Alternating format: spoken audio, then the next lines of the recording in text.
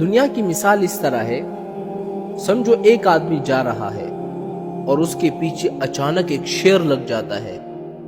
اب اس کے قریب کوئی درخت بھی نہیں ہے جس پر وہ آدمی چڑھ جائے اور اپنی جان بچا لے، تو اس شخص کو ایک کنواں نظر آ جاتا ہے۔ تو وہ سوچنے لگتا ہے کہ میں اس کنویں کے اندر چھلانگ لگا دوں گا، جب شیر چلا جائے گا میں اس کنویں سے باہر نکل جاؤں گا۔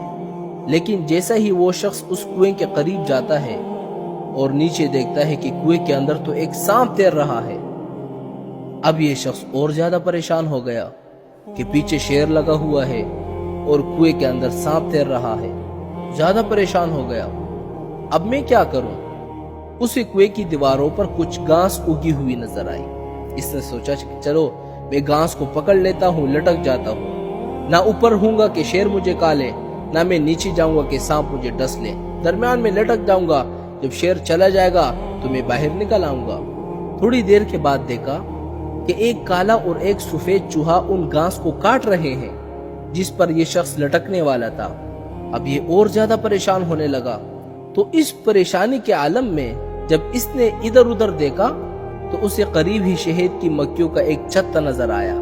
اس پر مکھیاں تو نہیں تھی مگر وہ شہد سے بھرا ہوا تھا۔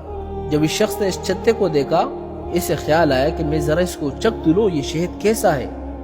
جب اس شخص نے ایک ہاتھ سے گھاس کو پکڑا اور دوسری ہاتھ کی انگلیوں سے شہد چکھا تو اسے بڑا مزہ آیا۔ اب وہ اسے چاٹنے میں مشغول ہو گیا۔ نہ اسے شیر یاد آیا، نہ اسے سانپ یاد آیا، نہ اسے چوہے نظر آئے۔ ذرا سوچے اس آدمی کا انجام کیا ہوگا۔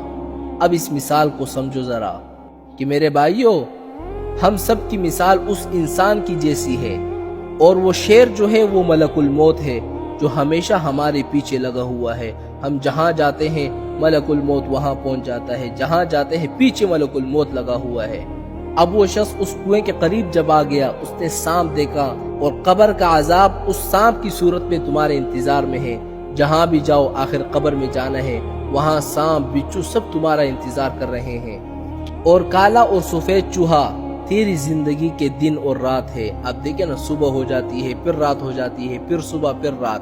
اور گھاس تیری زندگی ہے جسے چوہے کاٹ رہے ہیں۔ صبح ہو گئی، رات ہو گئی، صبح ہو گئی، رات ہو گئی، تیری زندگی اس طرح کٹتی جا رہی ہے۔ اور یہ شہد کا چھتا دنیا کی لذتیں ہیں جن سے لوگ لطف اٹھانے میں لگے ہوئے ہیں کہ پھر انسان کو کچھ یاد نہیں آتا۔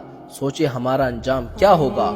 میرے بھائیو، خدا کی قسم یہی بات ہے کہ انسان دنیا کی لذتوں میں پھنس کر اپنے رب کو ناراض کر لیتا ہے۔ کوئی کھانے پینے کی لذتوں میں پھنسا ہوا ہے، کوئی اچھے عہدے اور شہرت کی لذتوں میں پھنسا ہوا ہے۔ یہی لذتیں انسان کو آخرت سے غافل کر دیتی ہے۔